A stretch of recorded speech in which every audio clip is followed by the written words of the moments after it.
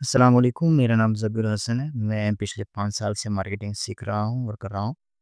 आज मैं आपके साथ एक केस स्टडी क्लॉथिंग ब्रांड की शेयर करूँगा जो पाकिस्तान में ऑपरेट करता है और उसको हमने कैसे 6 मिलियन तक ले गए हैं ज़ीरो से और वो लेस देन 80 डेज़ के अंदर। और एड स्पेंड जो हमने उसके ऊपर किया है, ये 24 फरवरी से लेके मई 13 तक आप गिन सकते हैं, 78 डेज़ हुए हैं और जो हमने एड स्पेंड इसके ऊपर किया है वो 641 के किया है। यानी कि तकरीबन 6 लाख स्पेंड करके 60 लाख बनाया है, साढ़े 6 लाख स्पेंड करके 7 लाख। ये 9 और 10 के दरमियान का जो है वो आरओएस बनता है। आप यहाँ पर देखिए वेबसाइट परचेज़ेज़ है 1287 और यहाँ पर है 1553। इसको परेशान ना रहिएगा, आईफ़ोन 14 से ऊपर जो है वो ट्रैकिंग नहीं आती, तो कुछ ऑर्डर्स जो हैं वो ट्रैक नहीं हो पाते कन्वर्जन एपीआई के बावजूद भी, और यहाँ पर तो कन्वर्जन एपीआई लगी हुई नहीं हुई थी। तो इसको मैं भी क्लोज़ कर देता हूँ और हम आते हैं कि हमने इसको किया किस तरह से।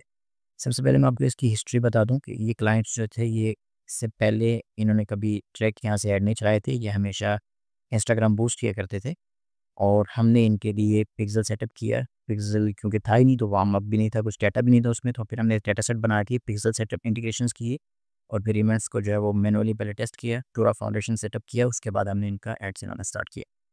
सबसे पहले हमने यूनिवर्सल टेस्ट जो है वो इनके लिए एक टेस्ट कैंपेन बनाई थी एड्स टेस्ट करने के लिए, और वो एक सीबीओ कैंपेन थी। मैं आपको यहाँ से डेट दिखा दूँ, 23 फरवरी को हमने ये क्रिएट की थी। और मैं स्ट्रक्चर आपको अगर समझाना बताना चाहूँ तो उससे हमने इनकी एक इनमें जो सबसे पहला एड सेट बनाया था वो 100% ब्रॉड बनाया था। उसमें 3 एड्स डाले थे और इन तीनों एड्स को 5-5 हेडिंग्स, प्राइमरी टेक्स्ट और डिस्क्रिप्शन दिए थे। प्राइमरी टेक्स्ट से वो होता है जो कैप्शन में होता है, हेडिंग से होती है वो कॉल डायरेक्शन से पहले होती है, जैसे शार्पनर से पहले कुछ लिखा हुआ होता है। डिस्क्रिप्शन उस कॉल डायरेक्शन के भी नीचे लिखी होती है। तो हमने 5-5 दिए थे ताकि हम इसको मैक्सिमम डाटा दें, मैक्सिमम रेटिंग कर सके फेसबुक। उसके बाद हमने उसी एड सेट की 2 कॉपीज़ बना ली, कुछ भी चेंज किए बगैर। सिर्फ़ उसमें एक चेंज किया, वो था कि हमने इसको एक suggestion they the. Advantage plus audience on के बावजूद उसको एक-एक सजेशन दे दी, ब्रॉड इंटरेस्ट सजेशन, कि इस तरह की हमारी ऑडियंस है। क्रिएटिव में स्ट्रेटजी में मैं आपको बता दूँ कि वो इंतहाई सिंपल थे, हमने मोबाइल से बनाए हुए थे। उसमें सिर्फ़ ये बताया गया था कि ये आर्टिकल है, इसमें ये चीज़ें हैं, मतलब 2 पीस है या 3 पीस है और इसमें इस तरह से ये डिज़ाइन हुआ है, यहाँ पर डिज़ाइन हुआ है, घेरे पे इधर-उधर, इस तरह से हमने इसको स्पून किया था। देखिए वो एडिट की हुई थी, उसमें कट वगैरह अच्छे से लगाए गए थे, ट्रांज़िशन लगी हुई थी। बजट हमने कितना रखा था जी? बजट हमने उसका, हमारी प्रोडक्ट जो थी वो 3000 तक थी, तो हमने उसके से हाफ़ प्राइस का उसका बजट रखा था। और आप कभी हो तो आप, अगर प्राइस आपकी कम भी है, ₹1000 की, 1500 की प्राइस है, तब भी आप कम से कम 1500 जो है वो उसका बजट रखें। ये कम से कम $5 तकरीबन बनता है, ताकि फेसबुक उसको अच्छे से यूटिलाइज़ कर सके। इससे नीचे करेंगे तो आपको रिज़ल्ट उस तरह से देखने को नहीं मिलेंगे। 3 दिन तक हमने इसको बगैर छेड़-छाड़ चलने दिया था और इसके 3 दिन के बाद हमने उसके रिज़ल्ट्स जो है एनालाइज़ किए। तो जो एड्स थे, स्पेंड कर रहे थे, रिज़ल्ट्स दे रही थी, उनको भी हमने चलने दिया। जो एड्स स्पेंड ही नहीं कर रहे थे, उनको भी हमने चलने दिया। लेकिन जो एड्स स्पेंड करने के बावजूद हमें सेल्स नहीं दे रहे थे और बहुत बुरी सेल्स दे रहे थे, डबल हमारा सीपीए दे रहे थे, हमारे एक्सपेक्टेशन से, तो उसको हमने बंद कर दिया। डबल दिया, डबल से भी ट्रिपल, थोड़ा बहुत ऊपर था तो उसको हमने चलने दिया। इस तरह से हमने फिर इनको 7 दिन तक चलने दिया। जो किल करते गए, जो गलत कर रहे थे, जो अच्छे चल रहे थे, उनको चलने दिया। तो 7 दिन के बाद जो है फिर हमने इनको स्केल करने के लिए कोशिश किया। तो स स्केल करने से पहले आपने एक चीज़ करनी है कि आपने सबसे पहले एक कस्टम ऑडियंस बनानी है, 180 डेज़ अ, परचेज़ेज़ की। आप कहेंगे मेरे पास तो डाटा ही नहीं है, 7 दिन हुए कैंपेन चलाते, कोई बात नहीं, आप बना लें। जैसे-जैसे डाटा आएगा इसमें आता जाएगा। मैं आपको मकसद बता देता हूँ इसका कि हमने क्यों बनानी है। उसके बाद जब आपने ये 180 डेज़ की बना लेनी है, तो उसके बाद एक और काम भी आपने करना है कि उसको आगे यहाँ पर एडवर्टाइज़िंग सेटिंग्स में एक्जिस्टिंग कस्टमर में ऐड भी करना है। मैं आपको अगर दिखा दूँ, एक्जिस्टिंग कस्टमर में आने के बाद ऑडियंस सेगमेंट्स का ऑप्शन यहाँ पर आएगा। यहाँ पर ऑडियंस सेगमेंट्स, और ऑडियंस सेगमेंट में एक्जिस्टिंग कस्टमर में आपने 180 डेज़ को ऐड कर लेना है। आपने जब इसको ऐड कर लिया, तो ऐड करने के बाद अब मैं आपको बता दूँ कि यूज़ कहाँ पर है। ये जब स्केलिंग में आप आते हैं, अभी शायद आपको ये ना आए, अगर किसी के पास अपडेट आ गई है, वरना बहुत से मोस्ट पे पाकिस्तानी को मैं मोस्ट पे नहीं आई, तो ये आपको नज़र आएगा। तो यहाँ पर जब आपको कहेगा कि मैं एक्जिस्टिंग कस्टमर पे कितना स्पेंड करूँ स्केल करते हुए, तो आपने कहना है 0%, ताकि ये नए-नए कस्टमर के पास आपकी ऐड लेकर जाए, जो आपके ऑलरेडी कस्टमर है उनके पास ये ऐड लेकर आपकी ना जाए और आप अच्छे से इसको स्केल कर सकें। उम्मीद है आपको समझ आ रही होगी कि ये क्यों हमने बनानी है। जब आपने जो आपके विनिंग क्रिएटिव होंगे, आपने एक न्यू सीबीओ कैंपेन बनानी है, स्केलिंग के नाम से एडवांटेज शॉपिंग प्लस, और उसमें वो एड्स जो है वो ऐड कर देने हैं। बजट फ़ार्मूला क्या होगा? बजट फ़ार्मूला होगा कि आपने जो आपका सीपीए है वो कम से कम आपने उसको 5 से मल्टीप्लाई करके, मिसाल के तौर पर आप ₹500 की एक सेल चाह रहे हैं, तो आपने इसको 5 से मल्टीप्लाई करके 2500 इसका जो है वो बजट रख देना है।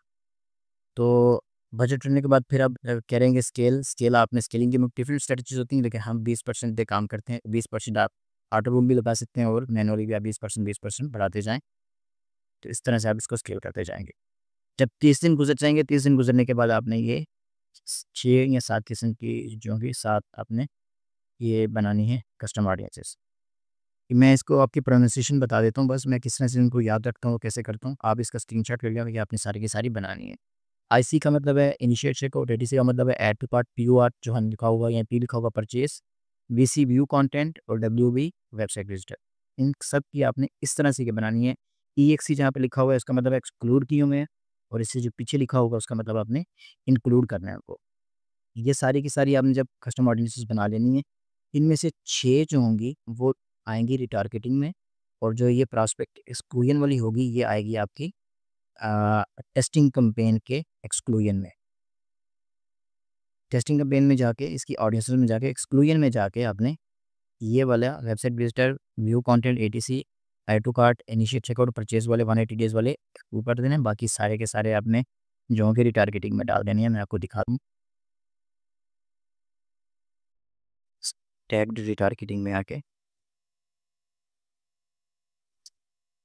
ये देखिए, स्टैक रिटारगेटिंग में फेसबुक का एंगेजमेंट 80 डेज़, इंस्टा 180 डेज़, और ये सारे के सारे आपने यहाँ पर डाल देने हैं। उसके बाद है रिटेंशन। रिटेंशन वाली कैंपेन आपने उसी सूरत में बनानी है, अगर आपकी जो कस चीज़ है, प्रोडक्ट है, वो लोग रिकरिंग बाय करते हैं, हर महीने बाय करते हैं, तब आपने ये कैंपेन बनानी है, वरना आपने ये कैंपेन नहीं बनानी।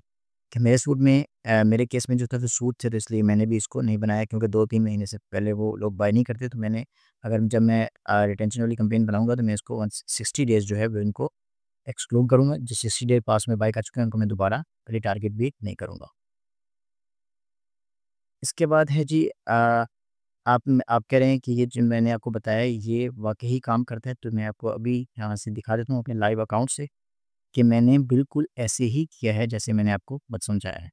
ये देखें, ये आप मैंने टेस्ट कैंपेन बनाई थी, इसके बाद मैंने स्केलिंग कैंपेन बनाई है, और उसके बाद मैंने ये रिटारगेटिंग कैंपेन बनाई है। और ये जो कैंपेन है इसको मैं रिज़ल्ट्स जो अचीव करना चाह रहा था वो इससे मुझे नहीं आ रहा, इसका यूनिवर्सल एडवांटेज शॉपिंग प्लस से। लेकिन अब जो न्यू अपडेट आई है वो मैं यहीं पर अचीव कर पाऊँगा, तो मैं इसको भी फ्यूचर में अगर जब ये बैड रिज़ल्ट देना करे शुरू करेगी, तो मैं इसको बंद कर दूँगा। मैं आपको अपडेट बता देता हूँ कि पहले स्केलिंग जो एडवांटेज शॉपिंग प्लस होता था उसमें सिर्फ़ एक एड सेट होता था। एड सेट मतलब होता ही नहीं था, बस कैंपेन होती थी, कैंपेन के नीचे एड्स होते थे। एक एड सेट ही आप समझ लें, जो डिफ़ॉल्ट होता है वही होता है। लेकिन अब जो नया अपडेट आया उसके अंदर आप मल्टीपल एड सेट जो है वो एडवांटेज शॉपिंग प्लस में डाल सकते हैं, तो अभी इसकी ज़रूरत भी नहीं रहेगी। इसके अलावा बाकी सारी चीज़ें वो मैंने आपको बता दी हैं जो मैं करता हूँ। और अगर आप में से कोई ई-कॉमर्स कर रहा है और उसकी जो प्रोडक्ट ऐसी है जो वो बार-बार जो है वो उसको स्टॉक कर सकता है, तो मेरे साथ काम करने के लिए जो है वो मुझे मेरे साथ कॉल जो है वो कर सकते हैं। अगर मैं समझता हुआ कि मैं उनके साथ काम कर सकता हूँ और उनके रिसर्च को इम्प्रूव कर सकता हूँ, तो मैं आपको ऑनबोर्ड कर लूँगा। अगर मैं समझता हुआ कि ये आप पहले से ही अच्छा काम कर रहे हो, मैं सिर्फ कुछ सजेशन दे दूँ जिससे आपकी सेल्स इम्प्रूव हो सकें, कास्ट पर रिजल्ट इम्प्रूव हो सके, आरओएस इम्प्रूव हो सके, तो मैं आपको सजेस्ट करता हूँ। लेकिन याद रखिए, कॉल करने से पहले, बुक करने से पहले, कि आप जो है वो मंथली एड स्पेंड जो है वो 1 लाख तक कर सकते हो, करने का प्लान हो आपका, और आपको स्टॉक का कोई मसला ना हो, वरना मेरे साथ कॉल ना बुक कीजिएगा। छोटे बजट्स के ऊपर जो है वो अ, खेलना और इस तरह से स्केल करना पॉसिबल नहीं होता। दूसरी चीज़ जो है वो जो लोग अभी काम जो है वो स्टार्ट कर रहे हैं या अभी इनिशियल स्टेज में, उनके लिए जो है मैंने व्हाट्सएप कम्युनिटी बनाई हुई है। आप मेरा व्हाट्सएप ग्रुप जॉइन करें, जहाँ पर मैं टाइम बाय टाइम जो है वो अपनी स्ट्रैटेजी इस तरह की और लर्निंग जो है अपनी शेयर करता रहता हूँ। आप उनको इम्प्लीमेंट करके भी ग्रो कर सकते हैं। अगर आपको ये सेशन अच्छा लगा, तो को इस पर अमल कीजिएगा और अपनी दुआओं में हमें याद रखिए। अपना ख्याल रखिएगा। अल्लाह हाफ़िज़।